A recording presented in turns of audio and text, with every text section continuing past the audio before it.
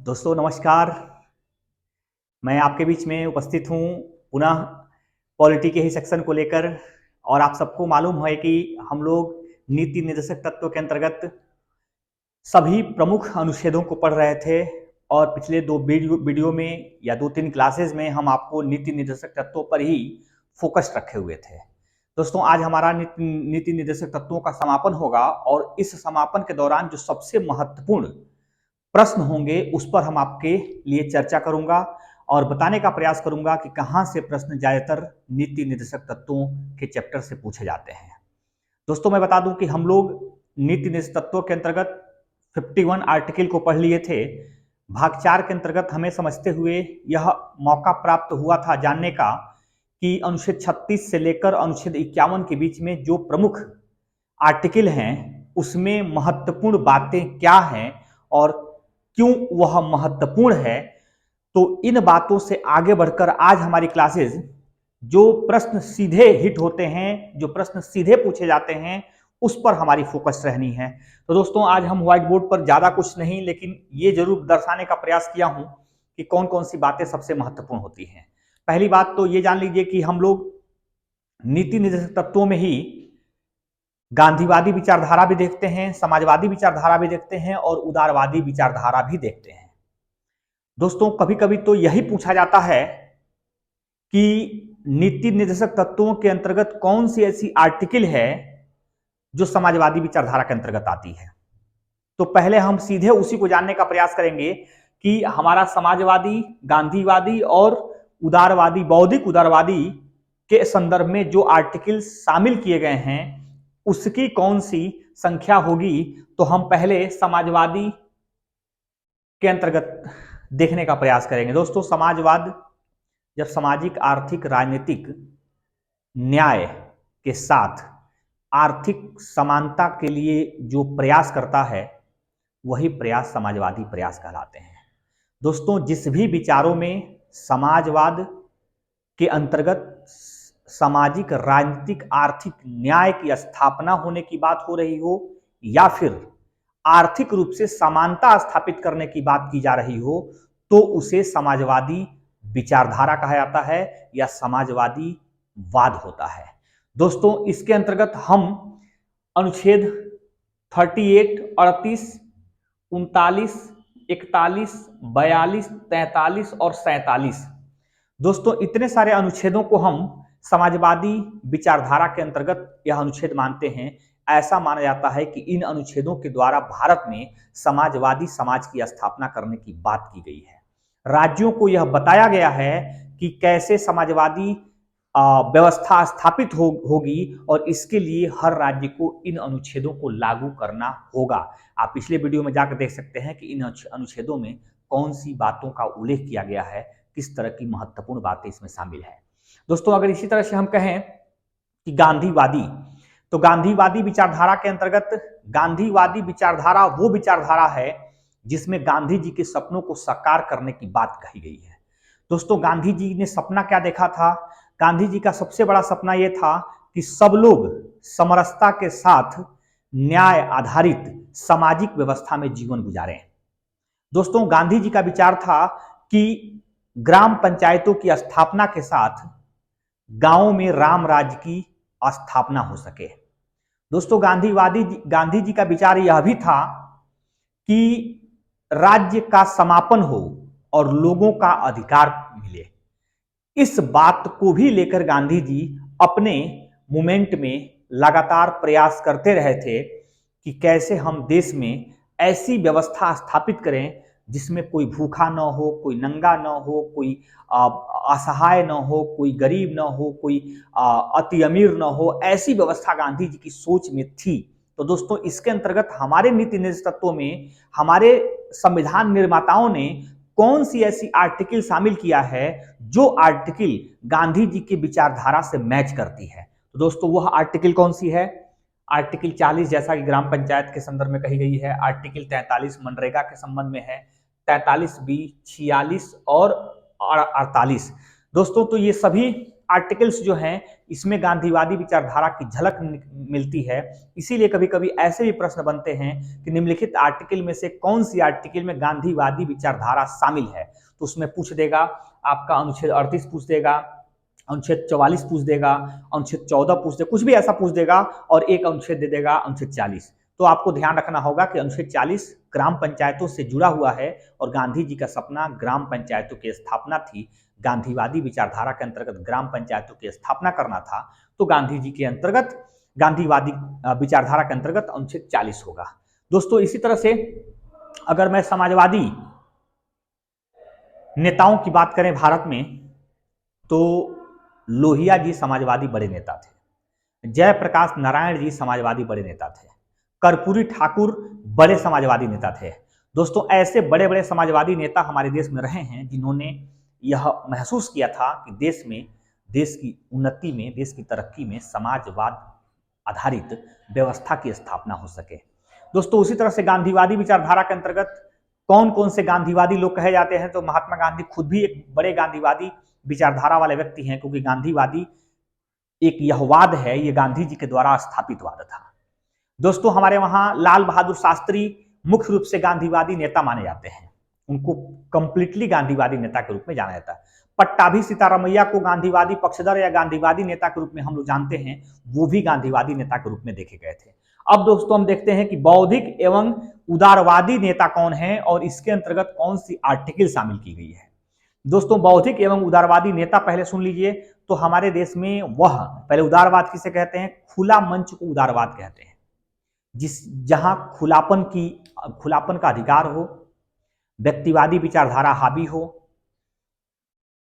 कहीं से भी बंधन की कोई गुंजाइश न हो, जनता पर सरकार का ज्यादा नियंत्रण न हो, ऐसे विचारधारा वाले लोग उदारवादी विचारधारा कहलाते हैं, विचारक कहलाते हैं। और इसके अंतर्गत हमारे देश में प्रारंभ के कुछ नेता, जिसमें आपका बंकिम चंद्र चटर्जी जी हों, दादा भाई नौरोजी हैं, गोपाल कृष्ण गोखले हों, ऐसे जो पुराने और जो है कि जो एक तरह से कह सकते हैं मैच्योर नेता थे, जो जिन्हें देश की उदारवादिता में विश्वास था, देश की तरक्की में उनको विश्वास था, कुछ हद तक अंग्रेजी नीतियों में उन्हें विश्वास था, ऐसे विचारधारा वाले नेताओं को हम लोग उदारवादी विचारधारा के नेता कहते हैं। अब देखते हैं कि उदारवादी विचारधारा के अंतर्गत कौन सी आर्टिकल शामिल की गई है। तो दोस्तों इसके अंतर्गत अनुच्छेद 44 में भी आपके उदारवादी विचारधारा दिखता है, क्योंकि अनुच्छेद 44 में नागरिक संहिता की बात की गई है, अर्थात नागरिक संहिता के अंतर्गत एक सिविल कोर्ट स्थापित होगी और पूरे भारत के लिए एक न्याय, एक सिस्टम और एक पद्धति की शुरुआत हो जाएगी। तो अनुच्छेद 44 है, अनुच्छेद 45 है जिसमें शिक्षा की बात कही गई है, अनुच्छेद 48A है, वन संपदा की बात की गई है, अनुच्छेद 50 है जिसमें न्यायपालिका का पृथक्करण की बात की गई है, अनुच्छेद 51 है, अंतर्राष्ट्रीय शांति की स्थापना की बात की गई है। दोस्तों इस तरह के आर्टिकल सामान्यतः उदारवादी या बौद्धिक विचारधारा वाले लोगों के लिए स्थापित की गई है और इसके माध्यम से उदारवाद की स्थापना की जा सकती है, इसके माध्यम से बौद्धिकता की स्थापना की जा सकती है, बौद्धिकवाद की स्थापना की जा सकती है। दोस्तों कहीं ना कहीं हमारा ये था जिसमें आप आर्टिकल देख पा रहे थे और उससे संबंधित वाद को हम पोलराइज कर रहे थे या संबंध में जोड़ रहे थे। इसी तरह से इसी के अंतर्गत हम अगर देखें तो एक हमारा सुप्रीम कोर्ट का वाद है जिसका नाम है मिनर्वा मिल बनाम भारत संघ। दोस्तों मिनर्वा मिल बनाम भारत संघ एक वाद है जिसमें सुप्रीम कोर्ट ने 1980 में फैसला सुनाया था, और 1980 में जो फैसला सुनाया था सुप्रीम कोर्ट ने, उसमें कौन सी बात कहा था सुप्रीम कोर्ट ने, अनुच्छेद 14 और अनुच्छेद 19 ये दोनों फंडामेंटल राइट्स के अनुच्छेद हैं, दोनों मौलिक अधिकारों का अनुच्छेद है। इन दोनों के आधार पर बात किया जाए, जैसे ये बहस थी कि नीति निर्देशक तत्वों और मौलिक अधिकारों में कौन श्रेष्ठ है, कौन उच्च है, किसको ज्यादा प्राथमिकता दिया जाए, इसी बात को लेकर चुनौती थी।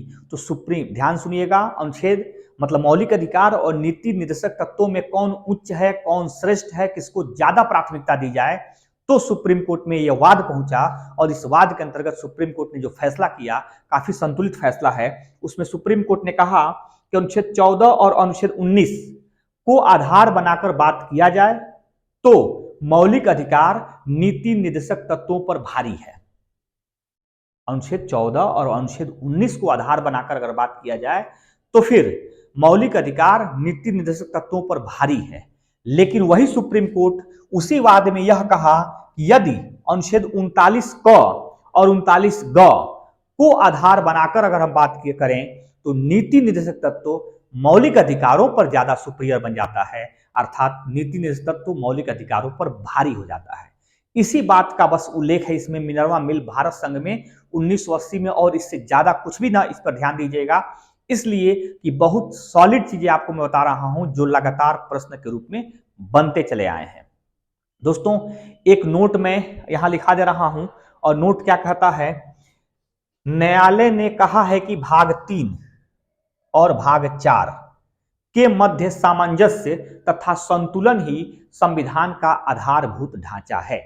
दोस्तों, यह न्यायपालिका का आदेश है और जैसा कि आप सबको मालूम है कि न्यायपालिका के इस आधारभूत ढांचे की व्याख्या केशवानंद भारती बनाम केरल राज्य के अंतर्गत सुप्रीम कोर्ट ने सन 1973 में दिया था।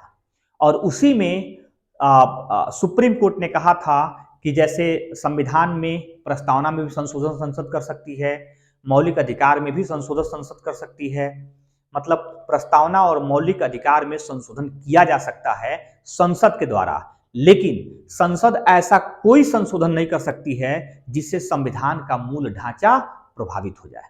तो दोस्तों, यहां पूछा गया कि मूल ढांचा क्या है, तो मूल ढांचे के लिए सुप्रीम कोर्ट ने कहा कि अनुच्छेद मतलब भाग 3 और भाग 4 के बीच जो संतुलन है वही संविधान का आधारभूत ढांचा है, यह संविधान का मूल ढांचा है। मतलब हर राज्य सरकारों को यह ध्यान देना होगा कि भाग 3 और भाग 4 का संतुलन बना रहे, दोनों में कोई विवाद न हो, दोनों के बीच किसी प्रकार का खींचतान न हो, दोनों जनता के लिए बनाया गया है। बस फर्क यह है कि मौलिक अधिकार जनता को प्राप्त है और नीति निर्देशक तत्व राज्य को दिया गया है कि आप जनता के लिए समय समय पर लागू कर दीजिएगा। मतलब वो भी अधिकार मेरा ही है, नीति निर्देशक तत्व भी जनता का है, मेरा है, आपका है, और मौलिक अधिकार भी आपका है। तो मौलिक अधिकार तो आपको दे दिया गया है, लेकिन नीति निर्देशक तत्व आपको नहीं दिया गया है। वह किसको दिया गया है? वो राज्य को दिया गया है, यह कहते हुए कि आप समय समय पर सभी अधिकार जनता को सौंप दीजिएगा। इसीलिए कहा जाता है कि जो राज्य जितना अधिक नीति निर्देशक तत्वों को लागू करता है वह राज्य उतना ही अच्छा, बेहतर और कल्याणकारी राज्य कहलाता है। तो दोस्तों, कहीं ना कहीं हम देख पा रहे हैं कि हमारा जो नीति निर्देशक तत्व है वह हमारा अधिकार है और वह अधिकार हमें राज्य से प्राप्त होगा। ये अलग विषय है कि हम उस अधिकारों के लिए या अधिकारों की मांग के लिए न्यायपालिका नहीं जा सकते हैं। दोस्तों, ये आपके लिए बहुत इंपॉर्टेंट था। अब हम कुछ प्रमुख टिप्पणियों पर चर्चा करने जा रहे हैं। हालांकि सुप्रीम कोर्ट और नीति निर्देशक तत्वों के संबंध में एक मैं बात आपको बता दूं, वो भी इंपॉर्टेंट माना जाता है। मौलिक अधिकार एक ऐसा साधन है, मौलिक अधिकार साधन है और नीति निर्देशक तत्व साध्य है। मौलिक अधिकार साधन है और नीति निर्देशक तत्व साध्य है, और इसके संबंध में कहा गया है कि मौलिक अधिकार नामक साधन के ही रास्ते से होकर नीति निर्देशक तत्व जैसे साध्य के पास पहुंचना है। अर्थात आप मौलिक अधिकार को रखते हुए नीति निर्देशक तत्वों की मांग कर सकते हैं या नीति निर्देशक तत्वों तक आप पहुंच सकते हैं। इसलिए भी आपका मौलिक अधिकार होना जरूरी है और अधिकार के ही माध्यम से आप डीपीएसपी अर्थात नीति निर्देशक तत्वों के पास पहुंचने का अधिकार प्राप्त किए हुए हैं। दोस्तों, हम इतना तो बातें अभी तक हम लोग नीति निर्देशक तत्वों पर चल रहे थे। मैं थोड़ा सा और आपके लिए समय ले लूं और यह बता दूं कि इतना अच्छा होने के बावजूद भी इस पर टिप्पणियां की गई हैं। कुछ व्यक्तियों द्वारा लगातार इस पर टिप्पणी की गई है और उस टिप्पणी के अंतर्गत एक व्यक्ति हैं, उनका नाम है प्रोफेसर जेनिक्स। ये बहुत बड़े विद्वान हैं, ब्रिटेन के विद्वान माने जाते हैं, बड़े वकील भी रहे हैं। इन्होंने नीति निषेधों पर क्या टिप्पणी की थी? इन्होंने कहा था कि भारत के संविधान में शामिल होने वाला नीति निषेध पुण्यात्माओं की एक पुण्यात्माओं की एक महत्वाकांक्षा है। मतलब जो पुण्यात्मा है, जिसकी आत्मा बहुत अच्छी होती है, जिसकी आत्मा पुण्य होती है, वह एक महत्वाकांक्षा रखता है।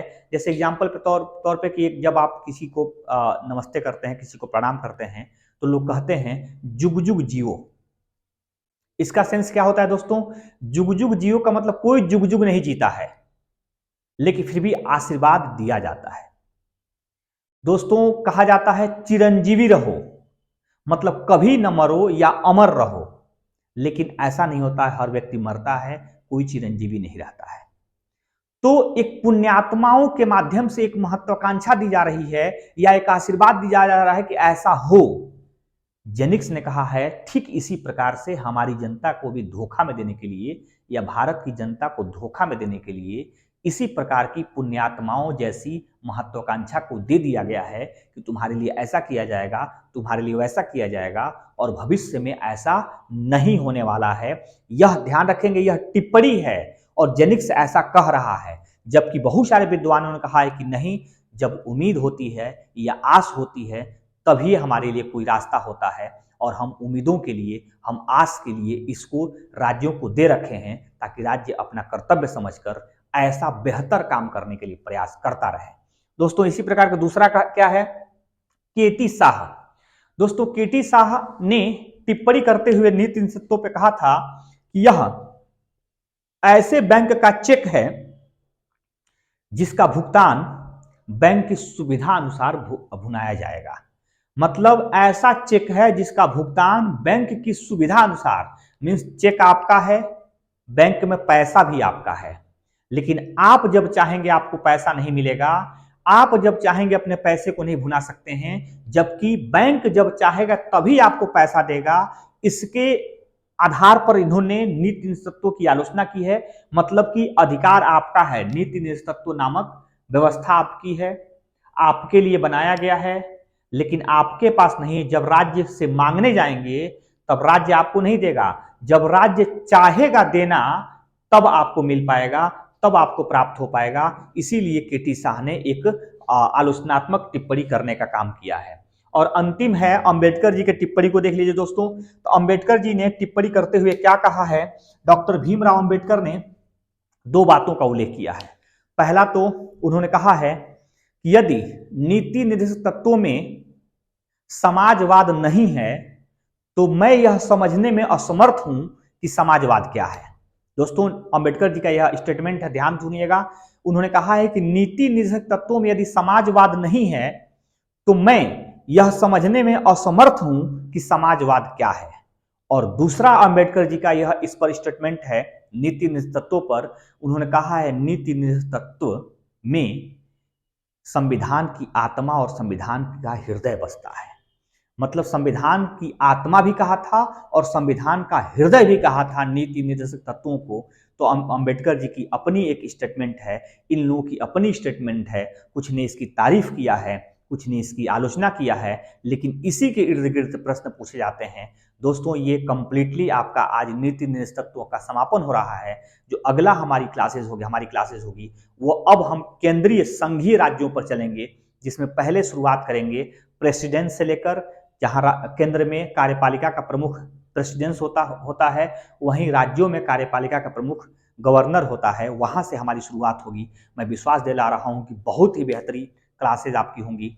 दोस्तों, अगर हमारे नए व्यूवर्स होंगे तो हमारे चैनल को सब्सक्राइब कर लिए ताकि वीडियो आपके पास पहुंचता रहे और समय से पहुंचता रहे। दोस्तों, आपको वीडियो देखने के लिए, पूरा वीडियो देखने के लिए बहुत बहुत धन्यवाद। Thank you.